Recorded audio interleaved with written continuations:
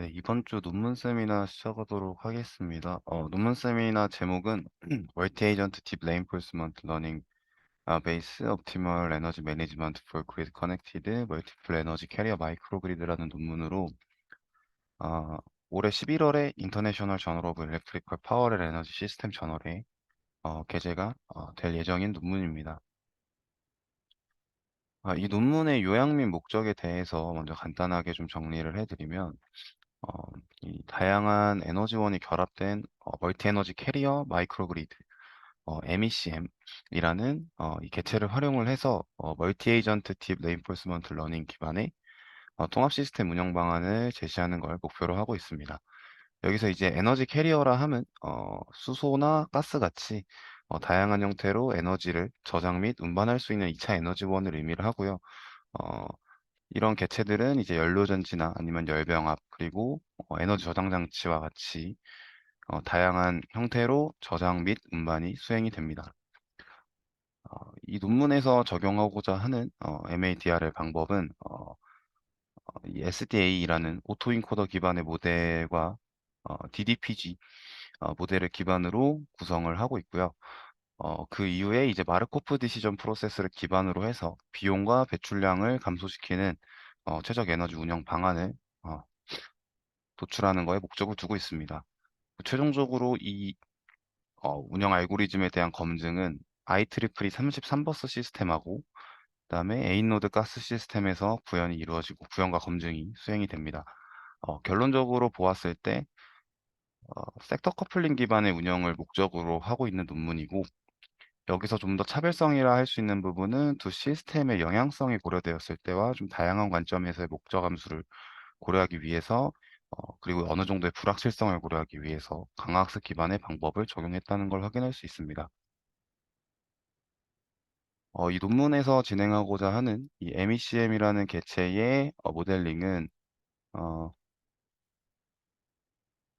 그 재생에너지 소스, 그다음에 퓨어셀, 히트 터빈, 그다음에 배터리 기반의 에너지 저장 장치, 그리고 열 에너지 저장 장치, 그리고 열병합 발전 기능이 포함되어 있고요. 마이크로그리드 자체는 전력 시스템과 연결된 마이크로그리드는 단방향 양방향 전력 교환을 통해서 전력 시스템과 연계가 되고 그다음에 가스 시스템과 연계될 때는 단방향으로 가스를 받기만 하는 구조로 시스템이 연결이 되는 구조로 구성을 했습니다. 다음으로 이 마이크로그리드에 대한 모델링을 수행을 하고 있는데 먼저 이 마이크로그리드의 동작 시스템, 동작 상황에 대해서 이 전력 시스템에 대한 부분을 모델링을 했고요. 수식 1번과 2번 같은 경우에서는 이 마이크로그리드가 전력 시스템 사이에서 전력을 구매 혹은 판매하는 제약 조건에 대한 수식이 되겠고, 그 다음으로 수식 3과 4에서 전력과 열에 대한 밸런싱 수식이 같이 고려된다고 생각하면 될 것 같습니다. 여기서 이제 열이라고 표현이 돼 있지만 이거는 이제 히트 펌프에 의한 어떤 이제 전력 교환이라 생각을 하시면 되고요. 다음으로 이제 일사량에 따른 이 피부의 발전에 선형적 추정식이 수식 5에서 고려되고 마찬가지로 풍속에 대한 조약 조건은 수식 6에서 고려가 됩니다. 다음으로 수식 7에서는 이 BESS 자체가 이제 SOC 제약 조건이 추가로 고려되는 형태로 구현이 되어 있습니다. 그 다음으로는 수식 8 같은 경우에서는 전력 교환 때문에 발생하는 이 비용에 대한 수식이 되겠고 다음으로 수식 9와 10에서 열병합 발전기의 이제 전기적 화력 출력 그리고 수식 11부터 13까지 이 연료 비용하고 어, 이 열병합 발전기의 연료 비용, 그다음에 사용 중단, 그리고 어, 기동 정지 비용이죠. 기동 정지 비용하고 유지 보수 비용이 포함된 형태로 고려가 되어 있습니다. 이 9번부터 13번에 대한 수식은 이 퓨어셀 발전기와 거의 발전기에도 유사하게 적용이 되는 부분이고요. 다음으로 이제 수식 14와 15에서 수소 저장 장치의 용량과 변동에 대한 제약 조건이 고려되고 있습니다. 그리고 이제 이 운영에 따라서 발생할 수 있는 탄소 배출에 대한 제약 조건은 수식 16에서 고려가 되고 있고요. 어, 나머지 수식 17과 18 같은 경우에서도 부하 대비에 의한 배출량 그리고 이제 퓨어셀에 의한 배출량 마찬가지로 퓨어셀의 배출량은 열병합 발전기 배출량에도 유사하게 적용이 됨으로써 이런 비용과 배출량에 대한 제약 조건을 같이 고려하고 있는 걸 확인할 수 있습니다. 다음으로 이 알고리즘 검증을 위한 IEEE 33버스 시스템을 일부 다시 좀 개정된 형태로 적용을 하고 있는데요. 일단은 여기서 적용하고 있는 배전 시스템 자체가 방사형 구조를 가지고 있기 때문에 이런 제기 형태의 방정식 형태로 재구성할 수 있습니다. 일단 수식 19와 20은 일반적인 형태의 유무효 전력 수식인데요. 이런 수식을 이제 이 방사형 구조에서 만들 수 있는 서브트리 형태, 그러니까 즉 연결이 어떻게 되어 있는가를 구조를 보면서 이 플로우가 분배되는 형태로 재구성할 수 있기 때문에 이거에 대해서 재구성한 이 유무효 전력과 전압의 관계식은 24번부터 이제 26번처럼 구성이 되고 그 이후에 거기 생기는 이 볼티지 변동성이 이제 27번에 고려가 된다고 생각을 하시면 될 것 같습니다. 다음으로는 이 가스 시스템에 대한 어떤 모델링적인 부분인데요. 기본적으로 가스 시스템 자체가 공급업체, 그리고 송배전 파이프, 압축기 이렇게 세 가지로 구성이 되고 결과적으로 공급업체에서부터 이 사용처까지 어, 가스가 유통되는 단방향 시스템이기 때문에 이런 부분에 대한 모델링을 수행을 했습니다. 수식 28과 29 같은 경우에는 공급 가스에 대한 제한과 그 각 연결되어 있는 노드별로 들어갈 수 있는 가스 용량에 대한 제약이 되겠고, 수직 30과 31은 노드 간 파이프라인 내 가스 흐름, 그리고 수직 32 같은 경우에는 압축키를 통과하는 이제 가스 흐름 수식이 되겠고요. 전력 입장에서 약간 변압기와 유사한 역할을 하는 그런 구조입니다. 그래서 수식 33과 34는 이 압축기에 대한 추가적인 제약 조건으로 출력 범위 제약 조건과 이 압력 비율, 이제 전후로 이제 생기는 압력 비율에 대한 제약 조건이 되겠고, 그다음에 수식 35는 가스 주입 대비 출력이 발생하는 이 어, 발전 비용 함수라고 생각을 하시면 될 것 같습니다. 그리고 수식 36에서 이제 최종적인 가스 플로우 형태의 수식이 고려가 되고요. 다음으로는 이 시스템, 이 두 시스템을 연계하면서 생길 수 있는 제약을 같이 고려를 하고 있습니다. 먼저 이 가스 연료 장비 같은 경우, 예를 들면 열병합 발전이라든지 퓨얼셀 같은 이런 어, 자원들은 가스 공급에 의해 전력을 생산을 할 수 있기 때문에 이들의 영향성을 이제 고려한 수식이 37번부터 39번까지가 되겠습니다. 37 같은 경우에는 연료 대비 출력, 아까 같았던 이 연료 비용 함수, 연료 출력 함수 이렇게 되겠고, 그다음으로 수식 38 같은 경우에는 이 밸런싱에 대한 결과적으로 노드별 유입되는 가스량 자체가 연료 소비랑 같아야 된다라는 제약 조건, 그리고 수식 39에서는 이게 최대 범위 안에 있어야 된다라는 한도 제약이 되겠습니다. 다음으로는 이 논문에서 제안하고자 하는 이 멀티 에이전트 기반 강화학습 기반에 대한 설명을 하고 있습니다. 일단 기본적으로 이 구조가 멀티 에이전트 구조에서 보다 높은 성능을 내기 위해서 액터 크리틱 기반의 형태를 적용을 하고 있고요.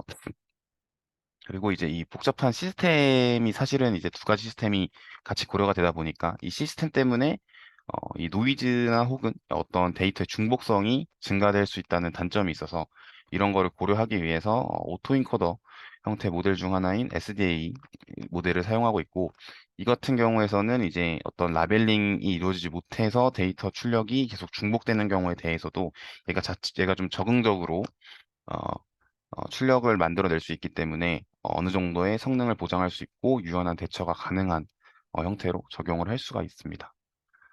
이제 다음은 이 강학습에서의 상태가 업데이트되는 구조를 지금 그림적으로 보여주고 있는 거고요. 여기서 이제 수행이 되는 건 결과적으로 큐러닝 기반으로 이행이 되기 때문에 이거는 이제 어떤 MDP를 좀 기반으로 해서 게임 모델, 어떤 게임적인 구조로 결과적으로 좀 바뀌게 되는 구조를 좀 가지고 있습니다. 어, 그래서 이 MECM 같은 경우에서는 에이전트의 역할은 각 자원들이 하게 되고요. 그 자원들 위에 하나의 에이전트가 더 있어서 최종적으로 이 멀티 에이전트 구조를 가지게 되는 형태를 가지고 있습니다.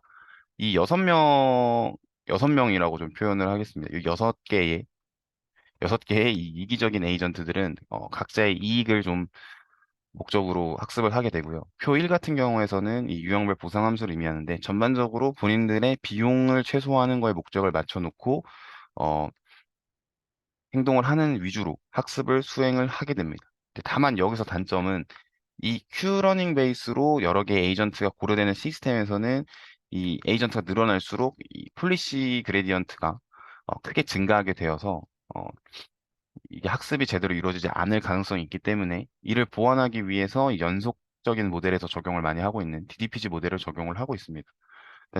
수식 41부터 49까지는 DDPG에 대한 수식이 되겠고요. 그래서 다시 종합을 해서 이 시스템적인 부분에 대한 전반적인 구조를 좀 다시 설명을 드리면 초기 학습에서는 이 SDA 모델 기반의 DDPG 학습이 각각의 에이전트들에 의해서 수행이 되게 됩니다. 그러면 이제 각자의 이익을 얻기 위해서 학습이 된 에이전트들이 행동 결과를 이제 다시 초기화를 수행을 하고 그 상황에서 발생하는 이 어떤 출력 지점이 중앙학습에서 전체 이익이 가장 크게 향상될 수 있는 운영 지점을 찾아보면서 이제 에이전트들에 대한 추가 조정이 이루어지고요. 그럼 결과적으로 각각의 에이전트들은 본인들의 이익을 어느 정도 챙기지만 그 전체 이익도 향상될 수 있는 형태로 구성을 할 수 있게 됩니다. 이제 이런 부분이 어떤 게임 이론적인 기반의 성향을 가지게 되는 것과 동일하다고 생각을 하시면 될 것 같습니다.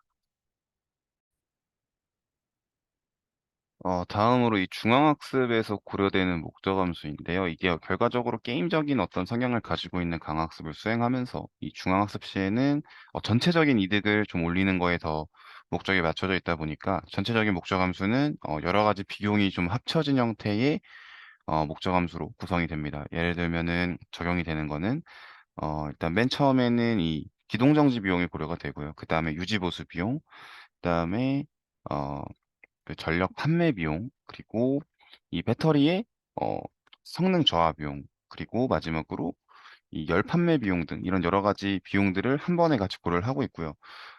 그 다음으로 앞서서 정의하지 못한 부분들에 대한 거를 추가적으로 정의를 하고 있는데, 먼저 이 서머리 SS의 열 판매 비용은 이제 수식 51과 같이 적용이 되고, 이 BESS, 이 수명 비용은 이 열에 의한 스트레스를 주로 고려를 하고 있고 그거에 대한 수식이 52와 53과 같이 고려가 되고요. 반면에 이 TESS 같은 경우에는 이 애초에 열을 저장하는 장치이기 때문에 이런 부분을 좀 무시를 좀 하고 있는 걸 확인할 수 있습니다. 그리고 다음으로 자원별 이제 용량 제약들에 대한 수식이 되고 여기에다 추가적으로 이 SOC에 대한 제약 정도까지 추가적으로 고려한 형태로 중앙학습이 수행이 되게 됩니다.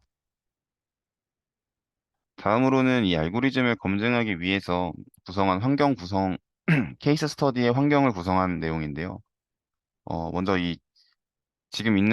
지금 보여지는 거는 IEEE 33버스 시스템에 대한 자료인데, 먼저 이 좌측 하단에 있는 그림이 전체 시스템과 이 각 위치를, 자원별 위치를 보여주는 그림이고, 표 2와 표 3에서 각 자원에 대한 어떤 용량들을 확인할 수가 있습니다. 그리고 표 4에서는 이 열병합 발전기나 혹은 이 퓨어셀이 가지고 있는 세부적인 어떤 파라미터들을 보여주고 있고요. 다음으로는 어, 그 표 5에서는 이 발전기, 그러니까 어떤 전력 시스템의 어퍼 그리드가 가지고 있는 이 어, 발, 어, 발전량에 따른 이 이산화탄소 배출량을 보여주고, 다음으로 테이블 6에서는 각 자원들의 이 유지보수 비용이나 이 기동정지 비용을 어, 보여주, 다음과 같이 적용을 하고 있습니다. 이거랑 추가적으로 재생에너지의 출력이나 혹은 열 예측에 대해서는 일부 불확실성이 좀 가지고 있는 형태로 고려를 하고 있고요. 그 다음으로 에너지원별의 시장 가격은 이 우측 하단에 있는 그림처럼 고려를 하고 있습니다. 다음으로 이 에인로드 가스 시스템에 대한 구성 정보는 좌측에 있는 그림처럼 구성을 하고 이제 각 노드와 이 파이프라인에 대한 파라미터가 표 7과 표 8에 있는 것처럼 어, 구성을 하고 있습니다. 그래서 전반적인 시뮬레이션 구조를 다시 좀 확인을 하고 가면 재생에너지의 경우에는 앞서 이제 오차가 어느 정도 있다 했으니까 이 오차에 대해서 2000개의 시나리오, 그리고 부하 같은 경우도 오차를 가지고 있기 때문에 한 1500개의 시나리오를 몬테카를로 시뮬레이션 기반으로 구성을 하고요. 다음으로 시나리오랑 시스템 변수들, 그러니까 예를 들면은 라인 파라미터 아니면 파이프라인의 파라미터 이런 변수들을 수집을 하고 다음으로 자원별 사양 그리고 각 자원의 비용 요소 앞에서 봤던 표에 있던 그런 비용 요소들과 시간당 에너지원의 가격 정보를 활용을 하게 됩니다. 그럼 최종적으로 이 알고리즘에 의해서 출력되는 것은 FC나 EB 혹은 이 어, 열병합 이런 자원들이 내는 출력 혹은 뭐 그러니까 각 측면에서의 열과 이 전기적인 측면에서의 출력과 그리고 저장 장치의 충방전 마지막으로 마이크로그리드 간의 전력 교환과 전체적인 탄소 배출량, 최종적인 열 전달량 등이 출력으로 고려가 되게 됩니다. 지금 보여지는 그림은 전력 시스템에서의 스케줄링 결과를 보여주는데요. 일단 A와 B는 각각 오전이랑 오후의 스케줄링 결과를 보여줍니다. 여기서 주로 발생하는 행동 패턴은 이 전기 가격이 높은 경우에서는 상위 시스템으로 전력을 판매를 하고요. 그다음에 뭐 발전량이 많은 경우에서도 마찬가지로 판매를 하는 경우가 발생을 합니다. 이런 경우에서는 이제 ESS를 통해서 최대한 충전을 하고 남은 양을 다시 판매하는 경향을 보여주고요. 반대로 이제 전기 가격이 낮을 때에는 BESS를 통해서 추가 전력을 구매를 한 이후에 다시 전력을 판매하는 형태를 보여줍니다. 그 외에 나머지 자원들의 경우에는 이 밸런싱 요소에 따라서 이제 운영을 할 때도 있고 안 할 때도 있는 그런 결과를 확인할 수 있습니다. 이걸로 인해서 발생하는 전체적인 이 발전량과 부하에 대한 그래프는 그림 C에서 확인할 수 있고요. 다음으로는 이 가스 시스템에서의 스케줄링 결과인데 이 가스 시스템에서는 크게 한 세 가지의 동작을 확인할 수 있습니다. 일단 좌측에 있는 그림은 앞서 정의했던 A노드 가스 시스템에서 총 네가지의 에리어로 구분을 했었는데 그 에리어별로 이 출력 스케줄링 결과를 보여주는 거고요. 먼저 첫 번째 동작 특성은 이 좌측에 있는 이 지형 시간대에서 확인할 수 있는데, 전기 가격이 인상됨으로 인해서 열병합 발전소에서 더 많은 전력을 생산을 하고, 이제 같이 발생하는 열의 경우에는 서머리 SS를 통해서 저장을 하는 걸 확인할 수 있습니다. 다음으로는 그 다음에 만약 전기 가격이 하락하게 되면 이 서머리 SS를 통해서 오히려 역으로 열을 방출을 하면서 이 열병합 발전기의 출력을 좀 감소시키는 형태로 적용이 되고 마지막으로는 열 에너지가 만약 부족하게 되면은 어, 그 앞에 그 전기 시스템에 연계되어 있는 이 전기 보일러를 통해서 열을 생산을 하는 구조를 가지고 있습니다. 다음으로는 이 두 시스템 간에서 제약으로 인해서 이제 총 수요에 대한 변동성이 각 에리어별로 되게 다양하게 나타나는데 만약 이때 수요 공급이 유지가 되는지는 표 9와 표 10에서 정리를 하고 있습니다. 예시적으로 보여주는 거지만 예를 들어서 새벽 오전 1시에 전기적 수요가 2172kW로 발생을 하지만 나머지 자원들이 하는 이 충방전량을 합치면 이 전기적 수요와 동일하게 형성되는 걸 확인할 수 있고 마찬가지로 열부하에서도 3079kW의 부하가 발생을 하지만 전체적인 이 에너지의 합은 동일하게 적용되는 걸 확인할 수 있습니다. 그 다음으로는 이 방법론적 비교를 위해서 제한하는 방법을 포함해서 총 5개의 비교군을 설정을 했습니다. 첫 번째 비교군은 이전에 이 저자들이 작성했던 논문에서 적용했던 방법인 어댑티브 파티클 썸 옵티마이제이션 그리고 일반적인 DDPG 그리고 딥큐 네트워크를 사용한 이 DQM 방법 그리고 확률적 최적화 이렇게 총 4가지의 추가적인 방법과 제한하는 방법을 비교를 하고 있고요. 표 11에서 보이는 결과가 전체적인 결과인데, 결과적으로 보면 제한하는 방법이 어, 비용 절감 효과가 더 크게 나타나는 걸 확인할 수 있고요. 반면에 이 어, 배출량의 경우에서도 사실 배출량의 경우에서도 이제 다른 알고리즘보다도 더 우수하게 성능이 발생하는 걸 확인할 수 있습니다. 다시 종합을 해서 이 논문의 결론 및 특이사항을 정리를 좀 하면 본 논문에서는 멀티 에이전트 딥 레인포스먼트 러닝 기반의 통합 에너지 시스템의 최적 운영 방안을 제시를 하고 있고요. 그다음에 전력과 열 시스템 간의 연계를 기존 방법들, 예를 들면 에너지허브 같은 방법들보다는 자세하게 적용을 한 걸로 좀 확인을 했고, 어, 여기서 이제 참고할 수 있는 부분은 다른 시스템과의 어떤 연계를 위해서 전력 시스템이 어떤 형태로 바꿔서 적용할 수 있는가, 이 부분에 대해서 확인을 할 수 있었고, 다만 좀 아쉬운 점은 다양한 방법들에 대해서 비교를 수행을 했는데, 이게 이제 출력 파형에 대해서 다른 방법이랑 좀 비교가 이어지지 않았다는 점, 그리고 보다 더 다양한 케이스에서 비교를 하게 되면은 결과가 좀 다르게 나타날 수 있을 것 같은 정도의 이 성능 향상적인 부분이 있어서 이 부분을 가지고 왜냐하면 이 지금 이 논문에서 적용하고 있는 이 수식적인 부분들은 동일하게 최적화에서도 수행할 수 있을 것 같고, 이런 최적화도 지금 비교 대상으로 한 거는 스토캐스틱 옵티마이제이션을 제외하면 어, 어떤 이 메타휴리스틱적인 방법을 사용을 비교 대상으로 잡았었는데,